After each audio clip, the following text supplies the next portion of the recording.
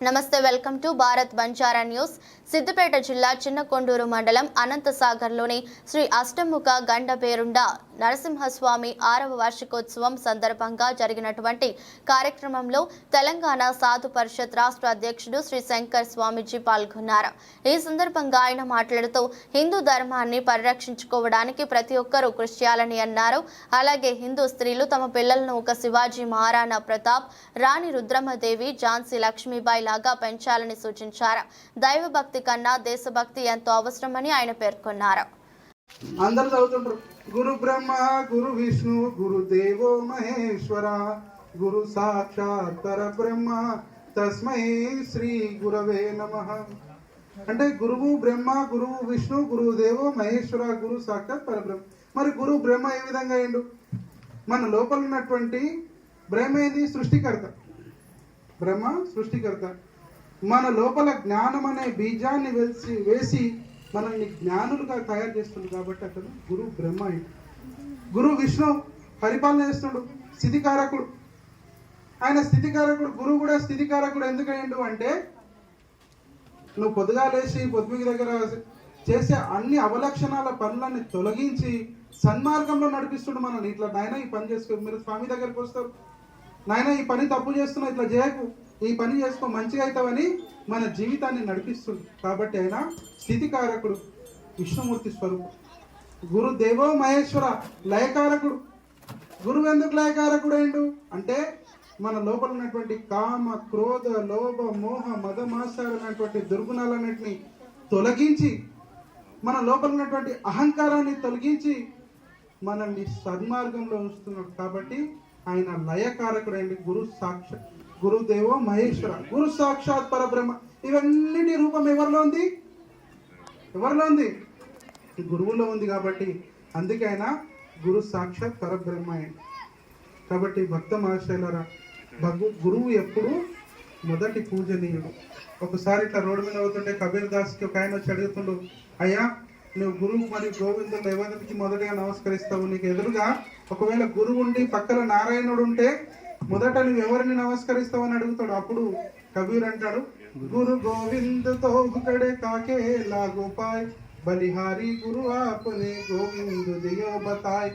అంటే గురువు మరియు గోవిందుడు నా ఎదురుగా నిలబడితే నేను మొదటగా గురువును నమస్కరిస్తాను. ఎందుకంటే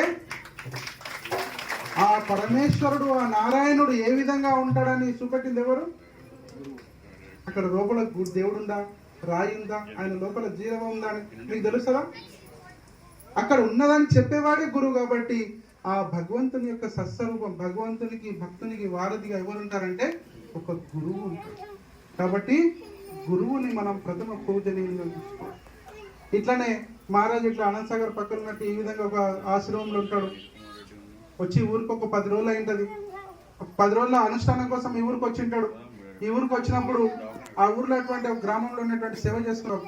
అతి చిన్నవాడు అంటే పేదవాడు వచ్చి స్వామి దగ్గర సేవ చేసుకుని, స్వామి నాకు ఉపదేశం ఇయ్యవా అంటే అప్పుడు అన్నాడంట, అయ్యో ఉపదేశం కావాలి నా బిడ్డ అని చెప్పేసి వచ్చి అడిగిన వెంబడి ఉపదేశం ఇచ్చేస్తాడు. తెల్లారి ఉదయం అట్లనే సేవ చేసుకుంటా వస్తూ ఉంటాడు. ఆ ఊర్లో ఉన్నటువంటి ఇంటి ఎదురుగా 7 అంతస్తులు ఉన్నటువంటి బంగ్లాలు ఉన్నటువంటి ఒక ధనికుడు ఆయన ఇంట్లో కింటాల కొద్ది వెండి, కిలోల కొద్ది బంగారం ఉన్నటువంటి స్వామి దగ్గరికి వస్తాడు. స్వామి నాకు జర ఉపదేశం ఇవ్వ స్వామి. ఎట్లనే కూర్చేసుకొని కూర్చుంటాడు. వీళ్ళందరూ భక్తులు సేవ చేస్తుంటారు. స్వామి జర ఉపదేశం ఇవ్వ నాకంటే, అయ్యో బిడ్డ నువ్వు వస్తూ ఉండి అష్టమి నాడు వచ్చినావు కదరా నాయన, ఇప్పుడు వద్దు ఏకాదశి నాడు ఇస్తాను. ఏకాదశి నాడు ఇట్లనే సరే అని చెప్పేసి మళ్ళీ ఏకాదశి నాడు వస్తాడు. ఏకాదశి నాడు వచ్చినాడే వచ్చి మళ్ళీ ఇట్లనే సత్సంగం అంతా ఏంటది వచ్చి కూర్చొని లాస్ట్కి వచ్చి స్వామి ఉపదేశం ఇస్తావా అని అనేసరికి, నాయన ఏకాదశి ముహూర్తం దాటిపోయి వచ్చిట్టు అయిపోతుంది కదా, అప్పుడే నా దగ్గరకు వచ్చిట్టు లేదు స్వామి అంత పబ్లిక్ ఉండేది, వచ్చిన అప్పుడే వచ్చిట్టు అయిపోతుంది, ఏకాదశి కూడా తప్పించండి ఈరోజు నా నుంచి అని చెప్పేసి వానికి డౌట్ పట్టింది.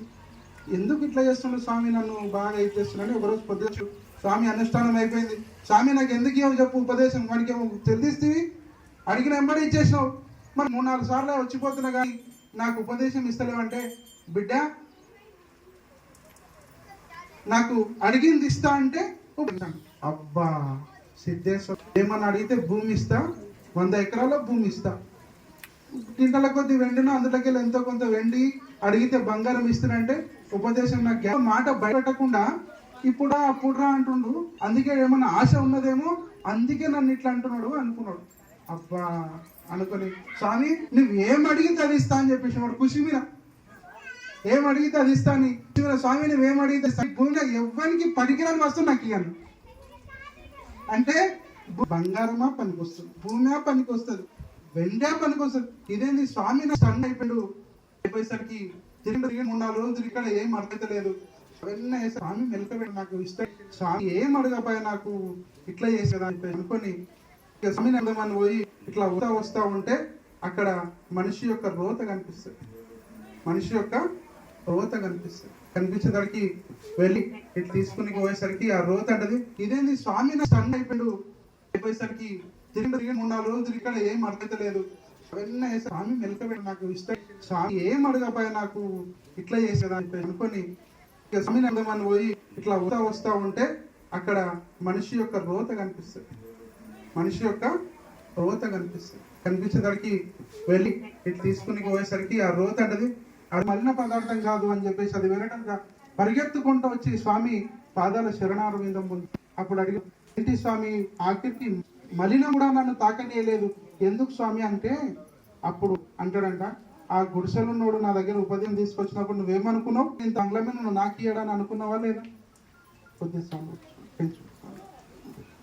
గుడిసెలున్నోనికి ఉపదేశం ఇచ్చినావు కానీ బంగ్లాలున్నోనికి నాకు ఇయ్యడా అని అనుకున్నావు కదా, అదే తప్పు. ఎక్కడైతే అహంకారము మదము ఉంటుందో అక్కడ గురువుకి స్థానం లేదు. గురువు యొక్క ఉపదేశానికి విడాలి, వ్యామోహం విడాలి, అహంకారం విడాలి. అప్పుడే భగవంతుని యొక్క నామస్మరణ చేసుకోవాలి. అందరు అనుకుంటుంటారు ఎన్నో జన్మల పుణ్యఫలంతోనే ఈ మానవ జన్మ వచ్చింది, మనం అందరము ఏం కాదు. ఎన్నో జన్మల పాప శేష ఫలితం ఉంటుందా, మిగిలిన పాపం ఇంత ఎందుకు భగవంతుడు ఎందుకు ఇస్తాడు అంటే ఆ పాపాన్ని కడుక్కోవడానికి పిట్టచ్చి ఆ పాపాన్ని కడిగి మోక్షానికి వెళ్ళాలని ఇట్లాంటి సత్పురుషుల యొక్క సాంగత్యం, సత్పురుషుల యొక్క సేవ, సత్పురుషుల యొక్క వాక్యాలను మనం వినడం వల్ల మనం ఆ మోక్షాన్ని పొందుతాం. కాబట్టి భక్తమాషుల గురుని వాక్యం వారి మార్గంలో ఎప్పుడు నడుస్తూ ఉండాలి. ఇంకా చివరిగా మొన్న మనం అయోధ్యలో రామాలయం చేసుకున్నాం కదా, జనవరి 22 నుంచి అక్కడ రామాలయం లేకుండా 500 దర్శకులు దేవాలయం మీద దాడి చేసి అక్కడ రాముణ్ణి లేకుండా చేసారు. సుమారు 500 ఏంటి త్రేతాలయంలో కుంభకర్ణులు ఉండే 6 నెలలు తింటుండే 6 నెలలు వండుతుండే. ఇప్పుడు అదే పాత్ర హిందువులను పోషిస్తున్నాం. మన మీద దాడి జరిగిన, మన చుట్టుపక్కల ప్రాంతాల్లో దాడి జరిగిన, మన కుటుంబాల పక్కింట్లో దాడి జరిగిన మనం నిమ్మకు నీరెత్తినట్లుంటున్నాం. ఎంతటి దాడి జరిగిన పక్క రాష్ట్రంలో ఖండాలుగా నరుకుతున్న మన హిందూ స్త్రీలను మానభంగాలు చేస్తున్నా. మనం 6 నెలలు తింటుండే 6 నెలలు వండుతుండే. ఇప్పుడు అదే పాత్ర హిందువులను పోషిస్తున్నాం. మన మీద దాడి జరిగిన, మన చుట్టుపక్కల ప్రాంతాల్లో దాడి జరిగిన, మన కుటుంబాల పక్కింట్లో దాడి జరిగిన మనం నిమ్మకు నీరెత్తినట్లుంటున్నాం. ఎంతటి దాడి జరిగిన పక్క రాష్ట్రంలో ఖండాలుగా నరుకుతున్న మన హిందూ స్త్రీలను మానభంగాలు చేస్తున్నా. మనం అవేక్నింగ్, మనం వేలుకుంటలేం. కాశీ ఆలయాన్ని సగం వరకు ధ్వంసం ఔరంగజేబు ఏమనుకుంటే ఈ హిందూ వాళ్ళ చేతగానాన్ని గుర్తుంచుకోవాలని ఒకే ఒక్క దురుద్దేశంతో సగం జ్ఞానవాపి ఆలయాన్ని సగం వరకు గురి చేసే ప్రసిద్ధి. అలాగే మధుర కృష్ణాలయం అట్లా సుమారు 1000 దేవాలయాలన్నీ